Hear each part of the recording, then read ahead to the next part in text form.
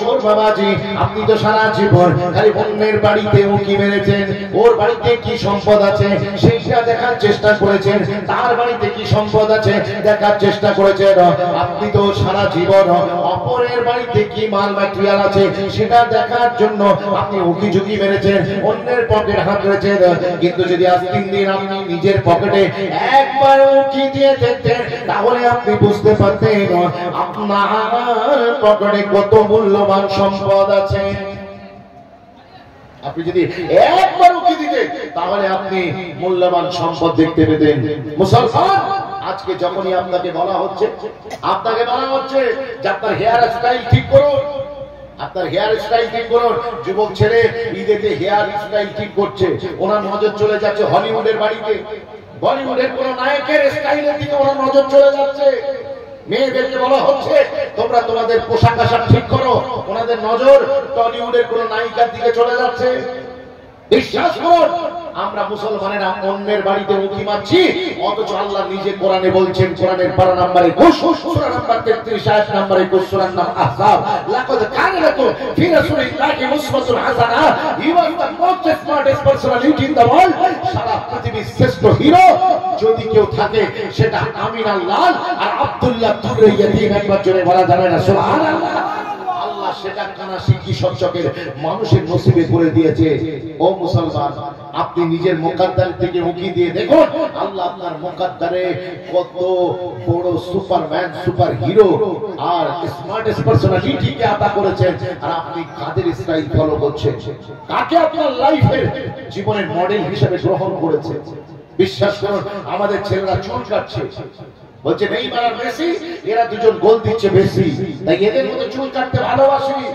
ডান দিকটা ফাঁকা, পিছনের দিকটা ঢাকা, একদিকটা এতিম, আরেক দিকটা অনাথ, আর উপরের দিকটা যাকাতের মুস্তাহিক। আছে না নাই? এই সেলুনে গেলে সেলুনের নাপি তিনি বারবার তিনি অবাক হয়ে যান, তিনি কনফিউজ হয়ে যান, ভাই বাল বানাও তো কিস तरह का बनाओ, টেনশনে পড়ে যায়। আজকে আমাদের যুবক ছেলেদের হেয়ার স্টাইল আপনি দেখলে অবাক হয়ে যাবেন। আল্লাহ আপনাকে রাসূল দিলেন, আপনি আপনার মুকাদ্দারের দিকে উঁকি দিয়ে দেখুন। আসুন না, আজকে আমরা কোন জায়গায় রাসূলুল্লাহকে ফলো করি। হুজুর মদিনার মসজিদে খুতবা দিচ্ছে, মেম্বারে রাসূলে দাঁড়িয়ে হুজুর জুমার দিন খুতবা দিচ্ছে, দিতে দিতে দেখলেন একজন সাহাবী উঠে দাঁড়িয়েছে। রাসূল সেই সাহাবীকে মুখাতিব করে বললেন, ইজলিস, এ সাহাবী बैठ जा।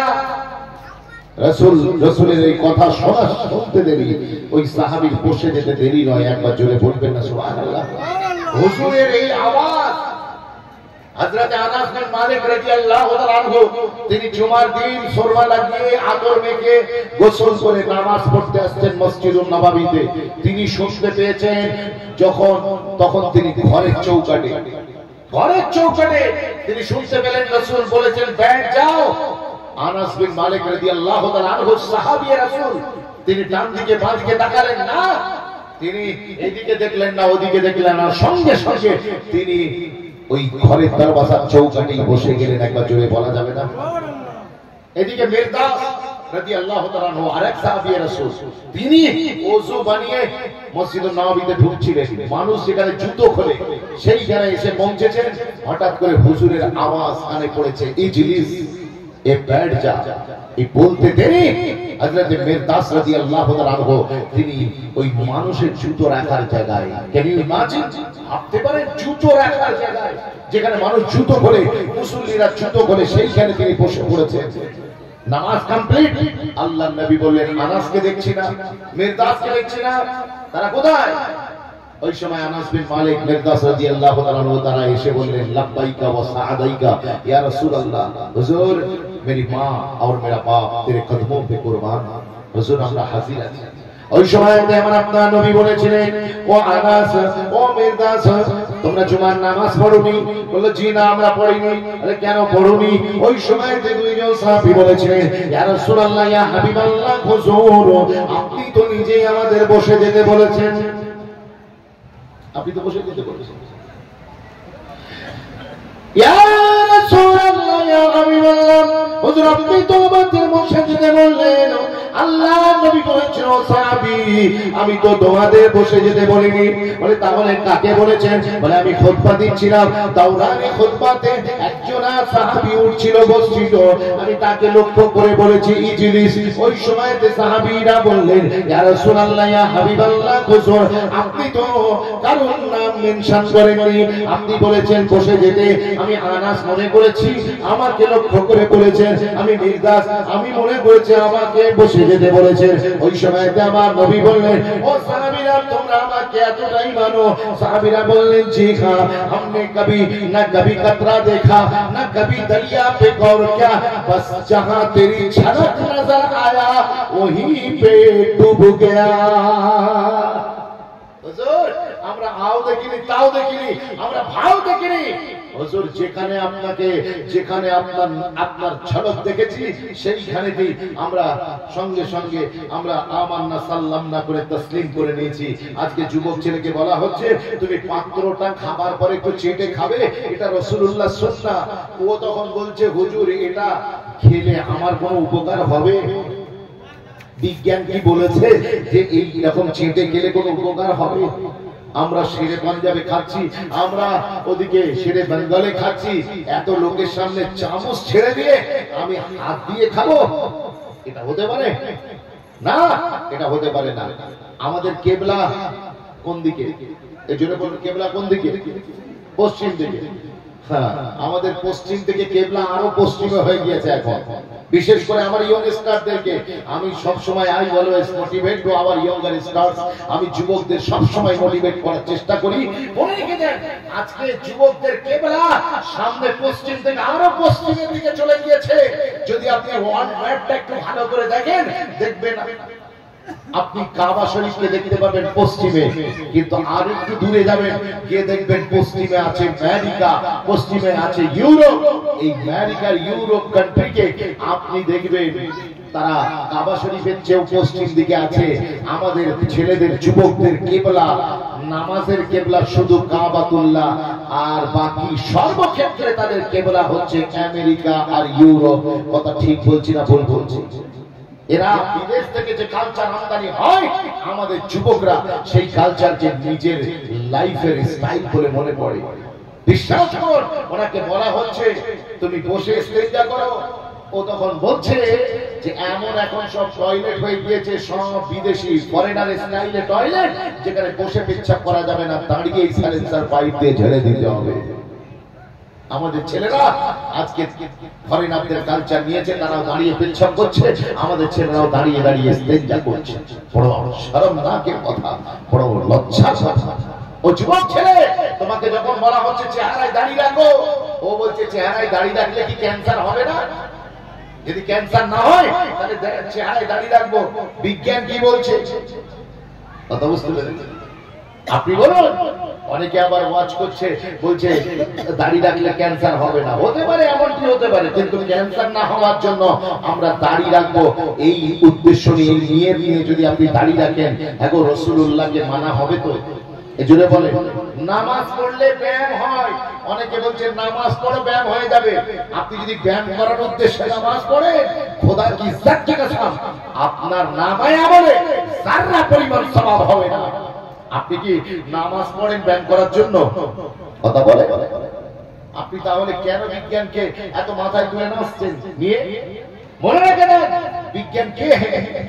বিজ্ঞান তো আপনার কেউ নয়। মনে রেখে দেন আপনি ফলো করবেন মদিনাওয়ালাকে, ফলো করবেন আমার রাসূল পাক সাল্লাল্লাহু আলাইহি সাল্লামকে। যখনই ফলো করবেন বিজ্ঞান কাল এক কথা বলেছে আজ ঠিক তার বিপরীত কথা বলছে।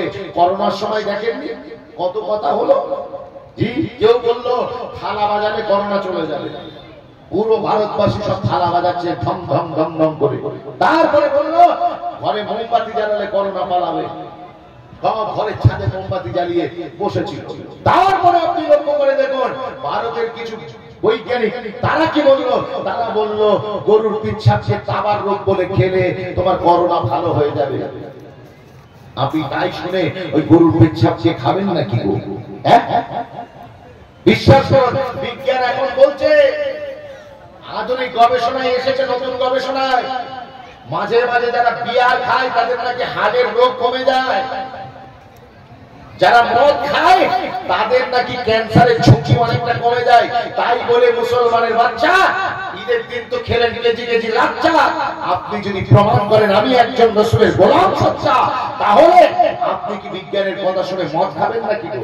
এই জন্য বলে মদ খাবেন, হতে পারে বিজ্ঞান কাল এক কথা বলে আর এক কথা উল্টো বলে। আগে বলতো জি, আগে বলতো সূর্য ঘুরছে, পৃথিবী এক জায়গায় দাঁড়িয়ে আছে। আর এখন বলছে সূর্য এক জায়গায় দাঁড়িয়ে আছে, পৃথিবী তার চতুর্দিকে ঘুরে বেড়াচ্ছে। বিজ্ঞানের গবেষণা প্রতিদিন চেঞ্জ হচ্ছে, নতুন নতুন তথ্য ইনফরমেশন মার্কেটে লঞ্চ হচ্ছে। ওই দিকে আপনি যদি ধর্ম মানতে চান তাহলে আপনার হবে না। বিজ্ঞানের গবেষণা চলতেই থাকবে। আল্লাহ কোরআনে বলেছেন ওমা উতিতুম মিনাল ইলমি ইল্লা কলিলা, আমি আল্লাহ মানুষকে বড় কম জ্ঞান দিয়েছি। আপনি কম জ্ঞান নিয়ে অসীম জ্ঞানের সঙ্গে তুলনা করছেন। আল্লাহ পাক রাসূলুল্লাহকে যে ওহী জ্ঞান দিয়েছে, সেই ওহীর জ্ঞানকে আপনি জাস্টিফাই করছেন এই সামান্য জ্ঞান দিয়ে। এই সামান্য জ্ঞান দিয়ে আপনি জাস্টিফাই করছেন, হতে পারে। আমার রাসূলুল্লাহ বলেছেন তোমরা ওযু করার আগে মিসওয়াক করবে। ওযু করার আগে মিসওয়াক করা, এটা আমার রাসূলুল্লাহ সুন্নাহ। বিশ্বাস করুন, আমরা যারা এখানে এসেছি আমরা এটাকে বিজ্ঞান দিয়ে যাচাই করব না। সুন্নাতের ভিতরে এত বরকত আছে, আমরা কি বলবো? সুন্নাত মেনে তো দেখো, সুন্নাত মেনে তো দেখো। কোন এক যুদ্ধে মুসলমানদের জয়ই হচ্ছিল না। মুসলমান আর কাফেরদের ভিতরে লড়াই চলছে, জয় আর হচ্ছে না। মুসলমানেরা নামাজ পড়ে আল্লাহর কাছে এত কান্নাকাটি করছে। বিশ্বাস করুন, তেরি দুয়া না কবি আসর সে মানুল হুই, ইধর জবান সে নিকলি উধর কবুল হুই। রাসূলের সাহাবারা আল্লাহর দরবারে দুটো হাত তুলে এত রোনাজারি করছে, যুদ্ধে জয় লাভ করছে না। তখন সাহাবায়ে কিরামরা কি করছে? নিজেদের দিকে একটু রুজু হলে, আচ্ছা আমাদের মাধ্যমে কোন সুন্নাত ছেড়ে যাচ্ছে না, কোন ফরজ ওয়াজিব ছেড়ে যাচ্ছে না। আমরা তো টাইমলি নামাজ পড়ছি। আমাদের একদল জিহাদের ময়দানে কাফেরদের বিরুদ্ধে যুদ্ধ করছে, আর যুদ্ধের ময়দানে যখন টাইম হয়ে যাচ্ছে তখন আরেক দল জিহাদের ময়দান ছেড়ে তারা জামাত করে নামাজ পড়ছে। আবার এই দলের নামাজ পড়া হয়ে গেলে এরা ময়দানে গিয়ে কাফেরদের বিরুদ্ধে যুদ্ধ করছে। যারা যুদ্ধ করছিল তারা ফিরে এসে নামাজ পড়ছে। একবার জোরে বলবেন না সুবহানাল্লাহ? আল্লাহু আকবার কবীরা। কি তাদের দিন! তারা নিজেদের ব্যাপারে চিন্তা করলেন আমাদের দ্বারা কোন সুন্নাত ছেড়ে যাচ্ছে কিনা। বিশ্বাস করুন, তারা খুঁজলেন, কিচ্ছু খুঁজে পেলেন না। খালি একটা বিষয় তারা খুঁজে পেলেন, ওযুর আগে মিসওয়াক করা, এটা রাসূলুল্লাহর সুন্নাহ। আমরা জিহাদের ময়দানে রয়েছি, এখানে তাড়াহুড়োতে আমাদের ওযু করতে হচ্ছে, তারপরে আমরা নামাজ পড়ছি। মনে হয় এই একটা সুন্নাত মনে হয় ছেড়ে যাচ্ছে। মুসলমানের ছেলেমেয়েরা বিশ্বাস করুন, সাহাবায়ে কেরামরা নিজেদের ভিতরে আলোচনা করলেন, বললেন এর পরের ওয়াক্ত আছে আসরের ওয়াক্ত। ওই ওয়াক্তেতে আমরা কি করব? আমরা ওযু করব। ওযুর আগে অবশ্যই মিসওয়াক করে ওযু করে নামাজ পড়ব। মনে হয় হয়তো একটা সুন্নাতের কারণে আমরা যুদ্ধে জয়লাভ করতে পারছি না। বিশ্বাস করুন, এদিকে সাহাবায়ে কেরামরা তারা কি করলেন? একদল এসে যুদ্ধ করছেন, একদল অপর দল তারা কি করলেন? অপর দল জিহাদের ময়দানে চতুর্দিকে যে গাছ ছিল সেই গাছের উপরে উঠে পড়লেন। গাছের উপরে উঠে ডাল ভাঙা শুরু করলেন। ডাল ভাঙছে, এদিকে কাফেররা অবাক হয়ে দেখছে যে এই মানুষগুলো কিছুক্ষণ আগে ময়দানে লড়াই করছিল, এখন আবার গাছে উঠে গিয়েছে কেন? গাছে উঠে গিয়ে কি করে দেখি, এই বলে দেখতে লাগলেন। দেখলেন তারা গাছের ডাল ভাঙছে। এরা ভয় পেয়ে গেল, ডাল এরা কি করবে? কিছুক্ষণ পরে তারা দেখছে প্রত্যেকটা মুসলমান তারা গাছের ডাল দিয়ে নিজেদের গুলোকে পরিষ্কার করছে। কাফেররা ভয় খেয়ে গেল। তারা বলল এই মুসলমান কত হিংস্র, এরা কত হিংস্র, এরা কত হিংসাত্মক মনোভাবপূর্ণ। তার কারণ এরা বুঝি আমাদেরকে খাবার জন্য দাঁতে ধার দিচ্ছে। জোরে জোরে বলা যাবে না সুবহানাল্লাহ? আরো জোরে বলুন না সুবহানাল্লাহ? এরা আমাদেরকে খাবে বলে দাঁতে ধার দিচ্ছে পালা। এই রাসূলের পাক সাল্লাল্লাহু আলাইহি সমস্ত সাহাবায়ে কেরাম যখন মিসওয়াকের মতো সুন্নাত হাতে তুলে নিয়েছে, বিনা যুদ্ধে কাফেররা পিছনের কাপড় তুলে ময়দান ছেড়ে পালিয়েছে। আরেকবার যদি বলা যাবে না? একটু সুন্নাত পালন করে তো দেখো, সুন্নাত পালন করে তো দেখো। नबी की गुलामी में आकर तो देखो, मिलेगा तुम्हें दो जहानों में इज्जत जोरे बोलो सुभान अल्लाह नबी की गुलामी में आकर तो देखो नबी की गुलामी में आकर तो देखो नबी की गुलामी में आकर तो देखो चेहरे पे सुन्नत सजा कर तो देखो नबी की गुलामी में आकर तो देखो मिलेगा तुम्हें दो जहानों में इज्जत अल्लाहुम्मा सल्ली अला একটু জোরে পড়েন না ওয়া আলা আলে সাইয়্যিদিনা বিশ্বাস করুন মুসলমান আমরা যারা এখানে এসেছি আপনি বিজ্ঞানকে খুশি করার জন্য বিজ্ঞানের ফায়দা পাওয়ার জন্য আপনি কিন্তু সুন্নাত আদায় করবেন না সুন্নাত যদি আদায় করেন রাসূলকে ফলো করেন আপনি চেহারায় দাঁড়িয়ে রাখুন ক্যান্সার থেকে বাঁচার জন্য নয় বরং আপনি মুহাম্মাদের আদিকে ফলো করার জন্য আপনি যখন দাঁড়িয়ে রাখবেন আল্লাহ অটোমেটিক্যালি দুনিয়ার যত খারাপি আছে সবগুলো খারাপি থেকে বাঁচাবে সাথে সাথে শয়তানের ওয়াসওয়াসায় পড়ে যে খারাপিগুলো করছিলেন দাঁড়িয়ে রাখার কারণে আমার আল্লাহ আপনাকে সবগুলো খারাপি থেকে বাঁচিয়ে নেবেন আরেকবার জোরে বলবেন না সুবহানাল্লাহ আসুন না একটু চেহারায় সুন্নতি দাঁড়িয়ে রাখুন বিশ্বাস করুন আজকে আমরা কোথায় আল্লাহ আমাদের যে রাসূল দিলেন সেই রাসূলের পাক সাল্লাল্লাহু আলাইহি কতটুকু কদরদানি করতে পেরেছি প্র্যাকটিক্যাল লাইফে আমরা হুজুরকে কতটুকু অনুসরণ করতে পেরেছি বিশ্বাস করুন আমরা তো খালি দিন পার করছি জীবনটা খুব অল্প মাঝখানে একটা গল্প যাবে একদিন ঝরে থাকবে স্মৃতি করে তবু কত আশা বাঁধবে সুখের বাসা সবাই হবে পর আর আপন হবে মাটির ঘর আপনাকে না আমাকে কবরে যেতেই হবে সময় খুব দ্রুত চলে যাচ্ছে আর যুবকদেরকে আমি স্পেশাল বলবো আমার রাসূল বলেছেন কিয়ামতের একটা অন্যতম আলামত মাউতুল ফুজা আকস্মিক মৃত্যু হবে হঠাৎ করে যুবকরা জওয়ান যুবকরা মানুষেরা মারা যাবে আগে তো পুরো লোক পুরো হতো বয়স হতো বিছানায় পড়ে থাকতো তারপরে আজরাইল আসতো আর এখন যুবক ছেলে বাইক নিয়ে রোডে গিয়েছে হঠাৎ খবর আসছে অ্যাক্সিডেন্ট করে দুনিয়া থেকে বিদায় নিয়ে চলে গিয়েছে ও যুবক ছেলে তুমি অপেক্ষা করছো আমি একটু বয়স হলে উঠতে গেলে লাঠি বসতে গেলে যখন আমাকে ধরতে হবে মাটি তখন আমি জীবনটাকে বানাবো খাঁটি তুমি জানো না আমরা আখির নবী আখিরুজ জামান এই শেষ জামানায় আমরা অবস্থান করছি কিয়ামতের একটা আলামত হঠাৎ মৃত্যু হবে আপনি জানতে পারবেন না আপনি নিজেকে তৈরি করার আগেই যদি মওত চলে আসে আপনি কি করবেন আপনি ক্ষমা চাওয়ার আগেই লোকের কাছ থেকে মাপ চেয়ে নেবার আগেই আল্লাহর কাছ থেকে মাপ চেয়ে নেবার আগেই যদি মরণ চলে আসে আপনি কি করবেন সেই জন্য আসুন সময় খুব সংক্ষেপ যুবক ছেলে জীবনে যদি বাঁচতে চান যদি আখিরাত পেতে চান আল্লাহ এবং তার রাসূল পেতে চান তাহলে ডু ইট রাইট নাও এক্ষুনি শুরু করুন আমি আগামী কাল থেকে শুরু করব না মেন্টালিটি তৈরি করুন change your mind and change your attitude এখনই চেঞ্জ করুন যে আজ এই জলসা শুনতেই আমি নিজেকে তৈরি করে নিলাম আগামী যা কাজ করব সব আমি হুজুরকে ফলো করে করব কি গো রাজি আছি এই বলেন রাজি আছি মনে রাখবেন অনেকে বলে যে ঠিক আছে সামনে জুম্মার দিন থেকে আমি শুরু করব সামনে সপ্তাহ থেকে আমি শুরু করব সামনে রমাদান থেকে আমি আমল করা শুরু করব কিন্তু তার লাইফে আর জীবনে কোনোদিন সেই জুম্মাও আসে না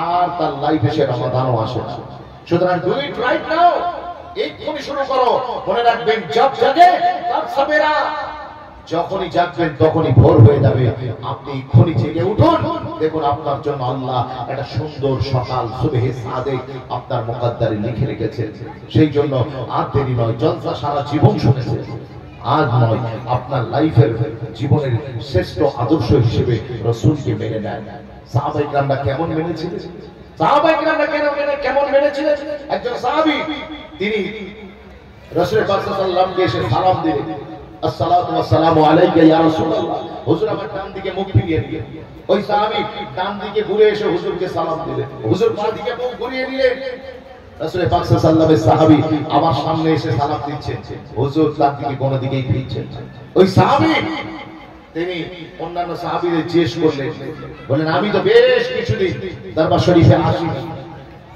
আমার অনুপস্থিতিতে এমন কিছু আয়াত নাযিল হয়েছে যেটা আমি পালন করতে পারছি না। ওই সময় সাহাবারা তার মাথা থেকে পা পর্যন্ত দেখে বললেন, ও যুবক সাহাবী, তোমার হাতে যে সোনার আংটি আছে, রাসূলুল্লাহ তোমার অনুপস্থিতিতে একটা হাদিস আমাদেরকে বলেছিলেন যে আমার উম্মতের পুরুষদের জন্য সোনা হারাম হারাম হারাম। সেই জন্য মনে হয় তোমার হাতে সোনার আংটি, রাসূলুল্লাহ ওই জন্য মনে হয় তোমার উপরে অসন্তুষ্ট। এতটুকু খালি বলতে দেরি, ডান দিকে তাকালেন না, বাঁ দিকে তাকালেন না, পাঁচ কথা ভাবলেন না, আংটিটা খুললেন, খুলে সরাসরি রাসূলুল্লাহর দস্তায় মোবারকে আদা করলেন। আদা করার সাথে সাথে আমার নবী আংটি নিলেন, নিয়ে জোরে ছুঁড়ে বাইরে ফেলে দিলেন। আল্লাহ নবী সালামের জবাব দিলেন, সাহাবীকে বললেন বের যাও। আল্লাহ নবী ওয়াজ করলেন। ওয়াজ যখন শেষ হয়ে গেল, যখন মজলিস বরখাস্ত হয়ে গেল, সমস্ত সাহাবীরা বাড়ির দিকে যাচ্ছেন। এই সোনার আংটিওয়ালা ইনিও বাড়ির দিকে যাচ্ছেন। ওনার আংটি মসজিদুন নববীর সামনে উঠানে পড়ে আছে। উনি যখন সেই পড়া আংটি পাস করে সাইড কেটে বাড়ির দিকে চলে যান, তখন একজন ডাক দিয়ে বলছেন, ও রাসূলুল্লাহ সাহাবী, এই সোনা বড় মূল্যবান জিনিস, আল্লাহ নবী তোমার জন্য, তুমি পুরুষ, তোমার জন্য হারাম করেছেন বটে, কিন্তু এটা তো তোমার বিবির জন্য হালাল। তুমি এটা বাড়িতে নিয়ে যাও, গিয়ে তুমি বিবির জন্য, বিবিকে উপহার দাও, বিবির গলার হার করে দাও, কানের দুল বানিয়ে দাও, নাকের ফুল বানিয়ে দাও, এটা তোমার বিবির কাজে লেগে যাবে। ও নওজোয়ান তরুণ, ওই সময় সাহাবীরা রাসূল বলেছিল, ওয়াল্লাহি ইন্নী লা খুযাকু, ইন্নী লা খুযাকু ওয়া ক্বাদ তারাহাহু রাসূলুল্লাহ সাল্লাল্লাহু আলাইহি ওয়াসাল্লাম। ওই সময়তে ওই রাসূলের সাহাবী বলেছিলেন, খোদা কি ইজ্জত কি কসম, যতই মূল্যবান সম্পদ ওটা হোক না কেন, ওটা মাটিতে গড়াগড়ি গড়াগড়ি গড়াগড়ি খেতে থাকবে। তার কারণ যে জিনিস আমার রাসূলুল্লাহ ছুঁয়ে দিয়েছেন, ওই জিনিস আমি আমার হাতে দ্বিতীয়বার তুলব না। আর একটু জোরে বলা যাবে না? এই জোরে বলেন না সুবহানাল্লাহ। যে জিনিস হুজুর ছুঁড়ে ফেলে দিয়েছে, সেই জিনিস আমি আমার হাতে কোনোদিন তুলব না। ও যুবক ছেলে, আমার নবী পাক বলেননি দাড়ি তোমরা কাটবে না, তাই দাড়ি কাটা হারাম। দাড়ি রাখতে হুজুর অর্ডার করেছেন, দাড়ি রাখা ওয়াজিব। হুজুর দাড়ি রেখেছেন, তাই দাড়ি রাখা সুন্নাহ। আপনি ভুলে গেলেন, হুজুর যেটা পছন্দ করেন না আপনি সেটা করছেন। ওই যে সাহাবীর কথা মনে আছে, যিনি একটা দুতলা বিল্ডিং বানাচ্ছিলেন, বিশাল বড় বাড়ি বানাচ্ছিলেন। আমার রাসূলুল্লাহ সাল্লাল্লাহু আলাইহি ওয়াসাল্লাম একদিন সেই রাস্তা দিয়ে যাচ্ছিলেন, যেতে যেতে জিজ্ঞেস করলেন, এটা কার? মালি হাদা, এটা কার? তখন সাহাবীরা বললেন, হুজুর এটা আপনার অমুক সাহাবী, আনসার সাহাবী। রাসূল পাক সাল্লাল্লাহু আলাইহি ওয়াসাল্লাম কিচ্ছু বললেন না, হুজুর কিচ্ছু বললেন না, তিনি ওই পথ দিয়ে চলে গেলেন। এখন এই টিমের ভিতরে একজন সাহাবী গিয়ে ওই বাড়িওয়ালা সাহাবীকে খবর দিলেন, বললেন, জানো তোমার বাড়ির সামনে দিয়ে মদিনাওয়ালা গুজরান হচ্ছিল। ওই সাহাবীর ইন্টারেস্ট দেখুন, তিনি সঙ্গে সঙ্গে বললেন, আমার রাসূল কি বলেছেন, কি বলেছেন বলো। ওই সময় আমার নবী পাক সাল্লাল্লাহু আলাইহি ওয়াসাল্লামের সাহাবী বললেন, শোনো হুজুর তোমার বাড়ির সামনে জিজ্ঞেস করলেন এটা কার বাড়ি, আমরা তোমার নাম বলার পরে হুজুর কিচ্ছু বলেননি, তবে আমরা দেখলাম হুজুরের পেশানি একটু কুঁচকে গিয়েছে, হুজুরের একটু ভুরুটা কুঁচকে গিয়েছে, আমরা দেখলাম হুজুর অসন্তুষ্ট। হুজুর জবানে কিছু বলেননি, কিন্তু তার চেহারা দেখে আমরা বুঝতে পারলাম যে হুজুর অসন্তুষ্ট। ব্যাস এইটুকানি খালি কথা হয়েছে। রাত যায় দিন আসে, দিন যায় রাত আসে, আবার এক সপ্তাহ পরে হুজুর যখন সেই রাস্তা দিয়ে গোসল করছে, দেখলেন এক সপ্তাহ আগে যেখানে একটা দোতলা বিল্ডিং দাঁড়িয়েছিল, ওই বিল্ডিং এর নাম মাত্র নেই, পুরো বিল্ডিংটা ধসে পড়েছে। পুরো জেসিবি নিয়ে, একেবারে বড় গাড়ি নিয়ে সেটাকে তছনছ করে দেওয়া হয়েছে। আমার নবী বললেন, এটা কে করেছে? বলে যার বাড়ি তিনি করেছেন। বলে ডাকো সেই সাহাবীকে। আনসার সাহাবীকে ডাকা হলো। রাসূলুল্লাহ বললেন, ও সাহাবী তুমি বিল্ডিং বানালে কেন? বিল্ডিংটা বানালে যখন ভাঙলে কেন, আর ভাঙবে যখন বানালে কেন? ইসলামে অপচয় নিষেধ, তুমি অপচয় করলে কেন? তুমি যখন বানাবে তখন ভাঙলে কেন, আর ভেঙে যখন দেবে তখন বানালে কেন? ওই সময় সাহাবী বললেন, ইয়া রাসূলুল্লাহ, ইয়া হাবিবাল্লাহ, বড় শখ করে, বড় ভালোবেসে, মনের মাধুরী মিশিয়ে এই ঘরটা বানিয়েছিলাম। মনের মতো একটা ঘর হবে, কিন্তু শোনা হ্যাঁ आपको पसंद नहीं आया। चले बोलবেন না सुभान अल्लाह। सुना है आपको पसंद नहीं आया, जो आपको पसंद नहीं वो गुलाम का भी पसंद नहीं। चले बोलবেন না सुभान अल्लाह। যেটা আপনি পছন্দ করেন না সেটা আমারও পছন্দ নেই। আজ এই জলসা শুনে বাড়িতে যাবেন, আয়নার সামনে দাঁড়াবেন, পুরো সর से लेकर पांव तक, মাথা থেকে পা পর্যন্ত দেখবেন যে কোন জিনিসটা আপনার শরীরে এমন কি আছে। হাতে ব্রেসলেট আছে, বালা আছে, কানে দুল আছে। আপনি যদি পুরুষ হন আপনার কানে দুল আছে, হাতে বালা আছে।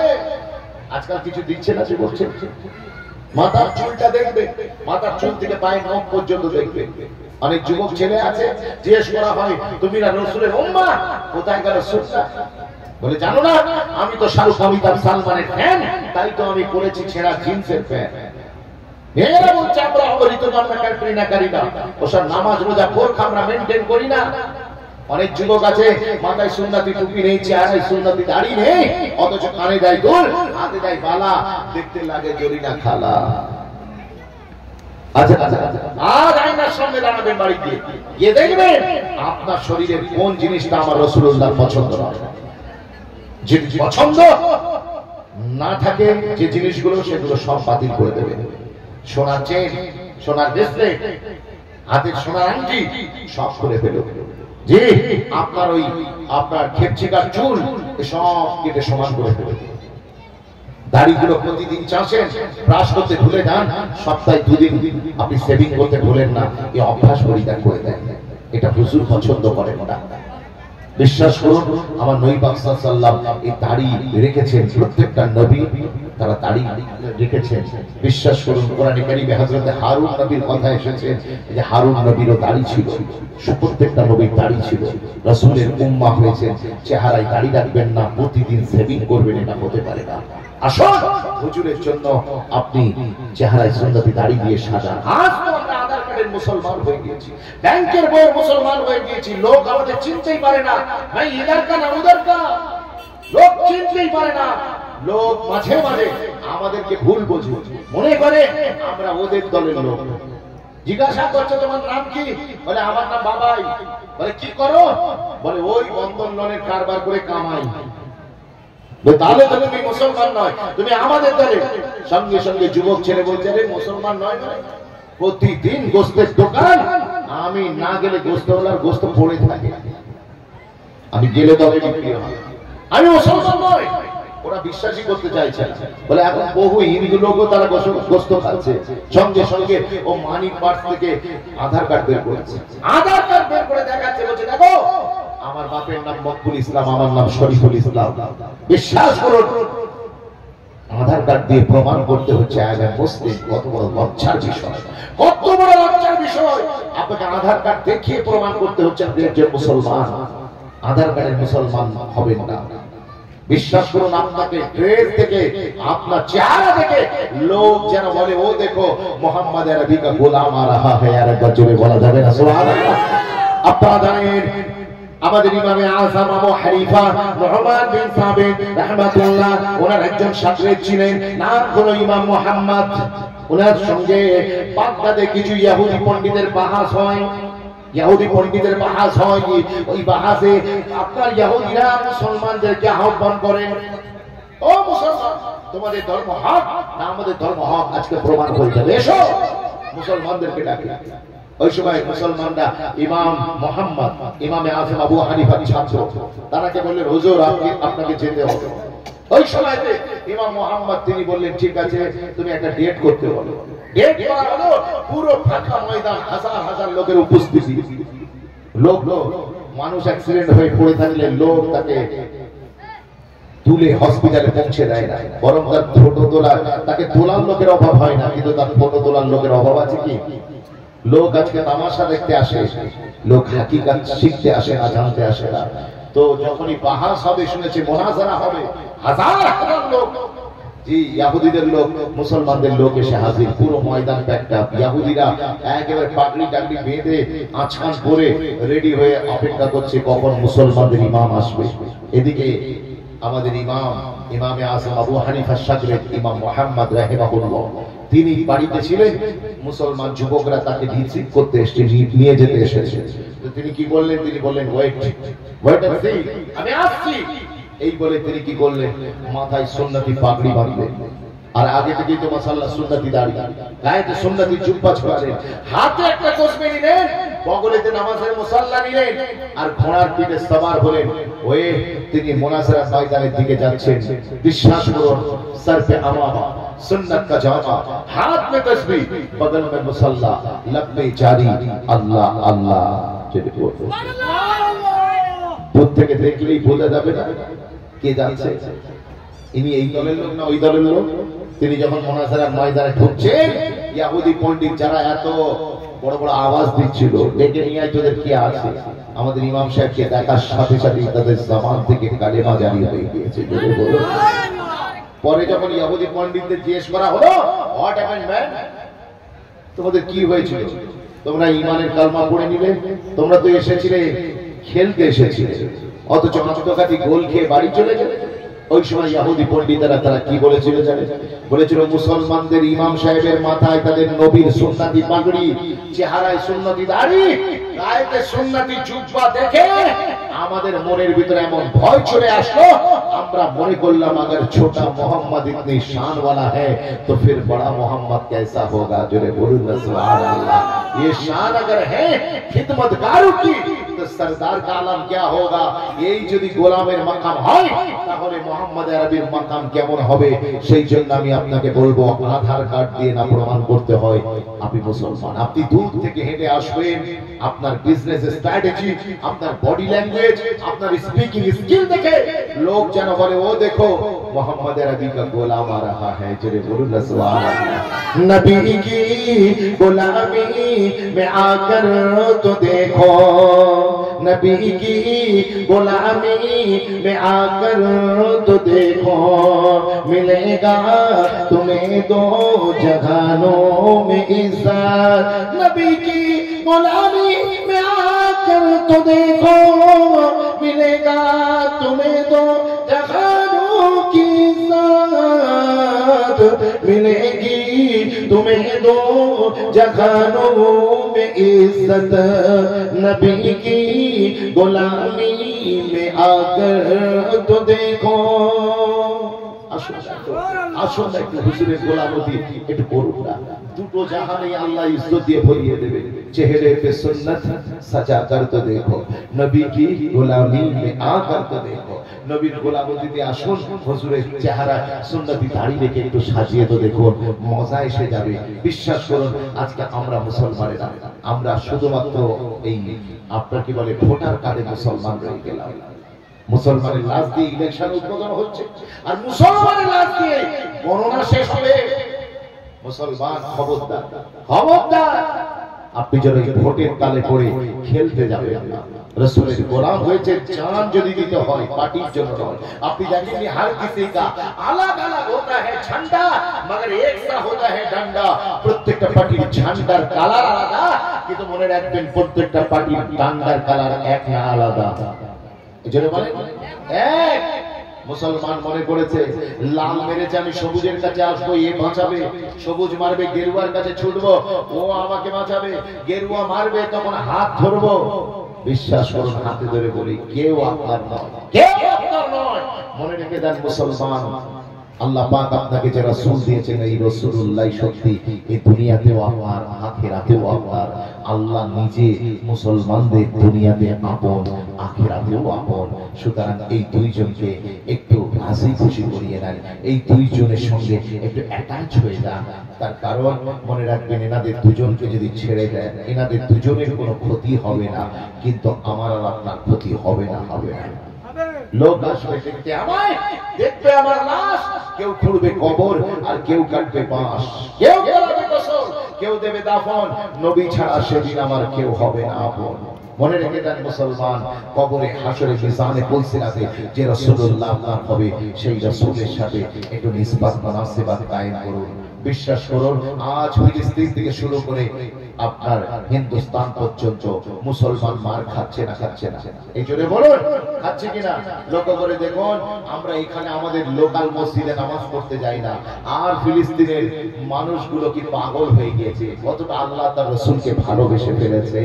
আল্লাহর ঘর মসজিদকে আবার করার জন্য, আল্লাহর ঘর মসজিদকে ইসরায়েলের নাপাক বুটের ছোঁয়া থেকে পাক করার জন্য তারা রাসূলুল্লাহর যে ছোঁয়া লেগে যে বাইতুল মুকাদ্দাস সম্মানিত হয়েছে, সেই বাইতুল মাকদিসকে আজাদ করার জন্য তারা নিজেদের জানকে লুটিয়ে দিয়েছে। 30,000 ফিলিস্তিনি ইতিমধ্যে শহীদ হয়েছে, 60,000 ফিলিস্তিনি তারা হসপিটালে আহত অবস্থায় কাতরাচ্ছে, আর 20 লক্ষ ফিলিস্তিনি খোলা আকাশের নিচে রাত কাটাচ্ছে।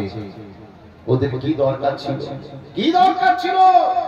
ওরা আপনার আমার মতো সুখের দিন কাটাতে পারত। মাঝে মাঝে একটা বাচ্চা ছেলের ছবি সোশ্যাল মিডিয়াতে ভেসে উঠলে নিজেকে মুমিন বলে মনে হয় না, নিজেকে মুনাফিক বলে মনে হয়। যে আমার সিনাতে ঈমান আছে। ঈমান যদি বর্তমান পৃথিবীতে কারো দেখতে হয় তাহলে ফিলিস্তিনি মুসলমানদের ঈমান চেক করুন। যদি মুমিন হতে চান তো ওদের মতো মুমিন হন।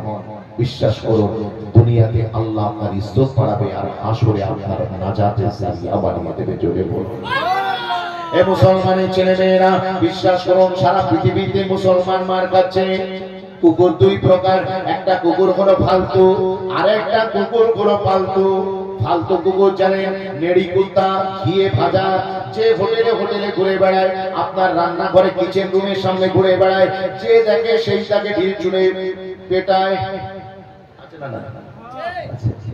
এই ফালতু কুকুর যে দেখে সে মানে। আরেকটা কুকুর আছে পালতু পোষা কুকুর, ভিআইপি। মাঝে মাঝে ওর মন খারাপ থাকলে দীঘাতে মন্দারমণিতে নিয়ে যেতে হয়, ডাব সাবান দিয়ে সপ্তাহে একবার গোসল করাতে হয়। মনে রেখে দেন মুসলমান, মাঝে মাঝে ওই আপনার কুকুরকে তাকে বিভিন্ন জায়গায় বেড়াতে নিয়ে যেতে হয় মন ফ্রি করার জন্য। ও মুসলমানের ছেলেরা, আমি বলতে চাই, ফালতু কুকুরকে সবাই মারে, কিন্তু পালতু কুকুরের গায়ে কেউ হাত দেয় না। কারণটা কি জানেন? কারণটা জানেন? কারণ হলো এটাই যে ফালতু কুকুরের গলাতে কোন রকম দড়ি নেই, চেন নেই, পকলেস নেই, নেকলেস নেই, যেটা দেখে আপনি বুঝতেই পারবেন না যে ওর একজন মালিক আছে। কিন্তু পালতু কুকুর আপনি মারতে চান না, কেউ পেটাই দিতে চায় না। তার কারণ কি? লোক জানে এর একটা মালিক আছে, এখানে যদি আমি পেটাই দিই ওর মালিক আমার অ্যাকশন শুরু করবে। আর ফালতু কুকুরের চেনার উপায় হলো, পোষা কুকুরের গলায় দেখবেন একটা বকলেস আছে, একটা দড়ি আছে, ওটা দেখে বোঝা যায় এর একটা মালিক আছে, সেজন্য ওকে কেউ মারতে চায় না। আজকে সারা পৃথিবীর মুসলমান আমরা ফালতু হয়ে গেছি।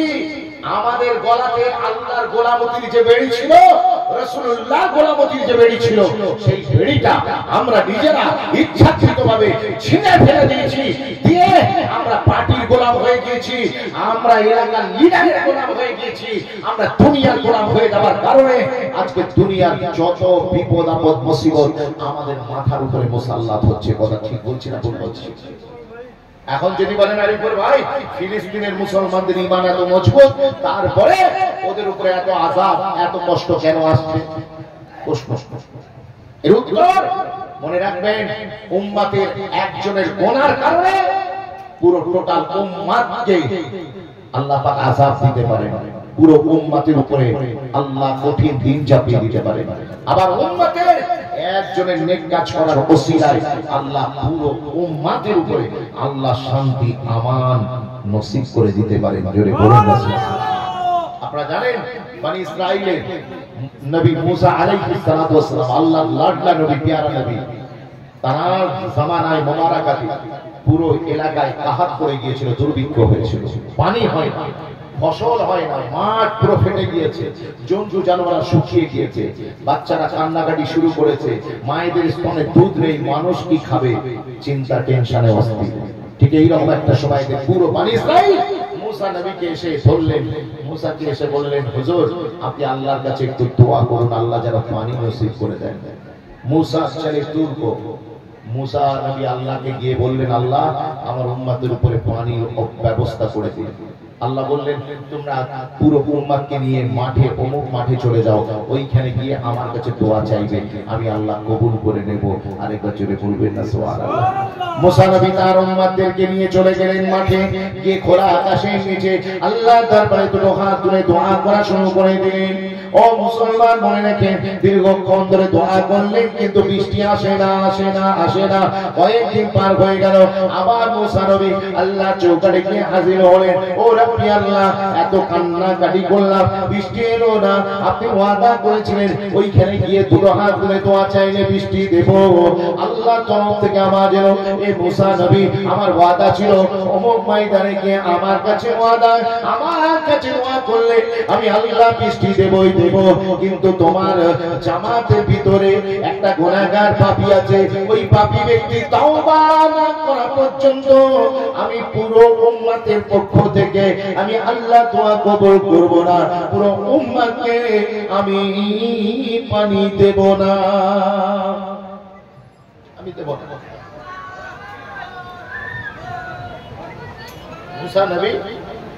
মুসা নবী তিনি কি করলেন, তার উম্মতকে এসে ডাক দিয়ে বলেন, ও উম্মতেরা, তোমাদের ভিতরে কে গুনাহগার আছে বলো, কে অপরাধী আছে, উঠে দাঁড়াও, এক্ষুনি তওবা করো। তোমার কারণে আজকে বনি ইসরাইলের উপরে এত আযাব এসেছে। ওই সময়তে গুনাহগার যিনি যার উপরে তওবা হয়েছে, তিনি মনে মনে করছেন, এত লোকের সামনে আমি উঠে দাঁড়াই কি করে। মুসা নবী বললেন, উঠে দাঁড়াও, বেরিয়ে এসো, আমার সামনে এসে আল্লাহর কাছে তওবা করো। কিন্তু সে বান্দা বেরোতে চাইলেন না, মনে মনে বললেন, ও রব্বি আল্লাহ, আপনি আমাকে মাফ করে দেন, এত লোকের সামনে আমাকে শর্মিন্দা করবেন না। বিশ্বাস করুন, মুসা নবী ডাক দিচ্ছেন, কেউ ওঠে না, কিন্তু ইতিমধ্যেই আসমান থেকে পানি বর্ষণ শুরু হয়ে গেল। জোরে বলুন সুবহানাল্লাহ। আল্লাহ নবী মুসা তিনি আল্লাহকে ডাক দিয়ে বলেন, আল্লাহ এটা কি রকম হলো? আপনি বললেন একজন অপরাধী আছে, সে যতক্ষণ না তওবা করবে ততক্ষণ পর্যন্ত পানি দেব না, অথচ কেউ তওবাও করলো না, আর আপনি পানি বর্ষণ শুরু করে দিলেন। আবার আল্লাহ বললেন, ও মুসা, যিনি অপরাধ করেছিলেন তিনি গোপনে গোপনে তওবা করে আমি আল্লাহ আমার কাছে মাপ চেয়ে নিয়েছেন, তাই খুশি হয়ে পানি বর্ষণ করে দিয়েছি। জোরে বলুন। ওই সময় মুসা নবী বলেন, আপনি তার নাম তো বলুন। আল্লাহ বললেন, যখন সে গুনাহ করেছিল আমি তার পর্দা ফাঁস করে দিই, এখন সে মাপ চেয়ে নিয়ে সে সাফ সুতরা হয়ে গিয়েছে, এখন তার নাম বলে আমি শর্মিন্দা করতে চাই না। বিশ্বাস করুন, এই ব্যক্তির কারণে, একজনের কারণে পুরো উম্মত পানির অভাবে ভুগছিল। একজন অপরাধ করেছে, সাজা পাচ্ছে পুরো উম্মাহ। আজকে আমাদের কানাসি কিশোর সব, আমার হাওড়া জেলায় আমি আরিফুল ভাই, আমার উনসানির মানুষেরা তারা অপরাধ করেছে, আল্লাহ তাদের অপরাধের সাজা ফিলিস্তিনের উপরে চাপিয়ে দিচ্ছে না। তো একটু ভাবুন, আয়না দেখা প্র্যাকটিস করুন। আজকে আমরা মুসলমান आईना देखते भूले गई। उमर भर करीब यही भूल करता रहा, धूल चेहरे पे थे और हम आईना साफ करता रहा। বিশ্বাস করুন সারা জীবন কবি গারি একটাই ভুল বারবার করেছে, ধুলো নিজের চেহারায় ছিল সেখানে আয়না পরিষ্কার করেছে। আসুন না আজ আয়না পরিষ্কার না করে একটু নিজের চেহারায় কোন জায়গায় ধুলো লেগেছে একটু পরিষ্কার করি, একটু নিজের দিকে খেয়াল করি যে আমার কোথাও অপরাধ হচ্ছে না তো আমার কারণে আল্লাহ এই উম্মতের একটা জামাতের উপরে আল্লাহ ইসরাইলের মতো এই কুখ্যাত ইহুদি সন্ত্রাসবাদীদেরকে আল্লাহ চাপিয়ে দেননি। তো একটু নিজের দিকে খেয়াল করুন, মহল্লার দিকে খেয়াল করুন যে আমাদের এলাকায় গান বাজনা ড্যান্সের অনুষ্ঠান হচ্ছে, আমার কারণে উম্মতের অন্য অংশের উপরে আল্লাহ আযাব দিচ্ছেন। তো ভাবো আল্লাহ যেন আমাদেরকে বোঝার আমল করার তৌফিক দেন, আল্লাহ যেন আমাদের সকলকে ইসলাচ্চা রাসূলের গোলাম হওয়ার তৌফিক দেন। বলেন আল্লাহুম্মা আমিন। এই রাসূলকে আল্লাহ দিয়েছেন, একটু কদরদানি করুন। এই রকম রাসূল আর পাওয়া যাবে কি? এই জন্য বলুন পাবেন কি? পাবেন না। এই chance, this is the last chance for you. है सरापा उजाला हमारा नबी, रहमते हक ताला हमारा नबी, जिसका कौनैन में कोई सानी नहीं है, वो जग से निराला हमारा नबी। आप ही कौसर पिएंगे तो सिर्फ इसलिए हमको देगा प्याला हमारा नबी फिक्रो निगाह बशर से कही है वो बुलंद और बाला हमारा नबी जिसकी निस्बत से हो जाएंगे पारहा है वो सच्चा हवाला हमारा नबी आमना का जुलारा हमारा नबी भूली भटकी हुई सारी मखलूक को किसने आके संभाला हमारा नबी पत्थरों झट से कलमा है पढ़ना तुम्हें जब करेगा इशारा हमारा नबी जोरे बोलो ना सुभान अल्लाह पत्थरों झट से कलमा है पढ़ना तुम्हें जब करेगा इशारा हमारा नबी वो करम ही करम वो हरम ही अता आशिकों का सहारा हमारा नबी अब भी जन्नत में आराम फरमा है वो क्या हंसी है नजारा हमारा नबी अबू बकर हो उमर हो गनी हो अली सबका आका मौला हमारा नबी कोई नबी ना क़यामत तक आएगा अब क़यामत तक है हमारा नबी अंबिया की कहानी खत्म हो गई आखिरी है शुमारा हमारा नबी औलिया का उनकी जागिर है सारा जहां हर जहां के लिए है हमारा नबी आयशा से रिवायत है कि कुरान पढ़ो ये है सारे के सारा हमारा नबी हर अल्फा से आयतों से सुभान हमारा नबी आजा मोमिन देख कर जा हर सब फिजा में नबी नबी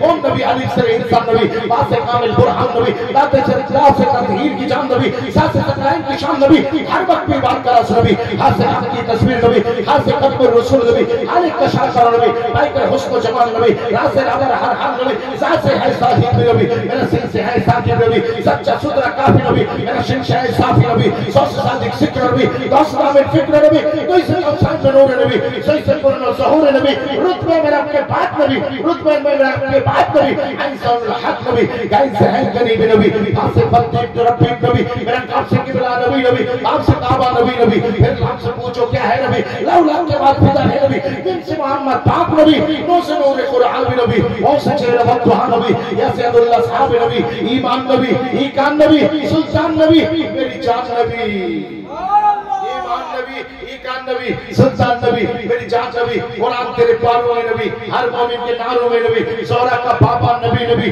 हसन का नाना नबी नबी काबे का झूमर नबी नबी सलफ में नबी नबी हिजरत की रात में नबी नबी सुन्नी जमात में नबी नबी नबियों का प्यारा नबी नबी मेरी आंख का तारा नबी नबी तू दिन से बाहर जो कर ले तेरी मर्जी है सिर्फ दिन के अंदर नबी नबी জোরে বলা যাবে না সুবহানাল্লাহ এই রাসূল আপনি আর পাবেন না তাই আসুন আমি সংক্ষেপ করলাম বিদায় নেব আমার পরে আপনাদের খিদমতে আসবেন জনাব হযরত মাওলানা মফিজুল ইসলাম সাহেব আপনারা সবাই চেনেন জানেন একটু তাকবীর নারায়ে তাকবীর আমার মাওলানা সাহেব ভাই জোরে বলেন মারহাবা জোরে বলেন না মারহাবা নারায়ে তাকবীর আনা শিশু সচ্চকের ঐতিহাসিক নবী দিবসের জলসা নারায়ে তাকবীর सिलसिलाए मुजाहिदुस्तान नारे तकबीर माशाअल्लाह আমি দীর্ঘক্ষণ আপনাদের খিদমতে কথা বললাম হায়াত বাকি তো ফির মোলাকাত বাকি আমি আরিফুর রহমান বিদায় নেব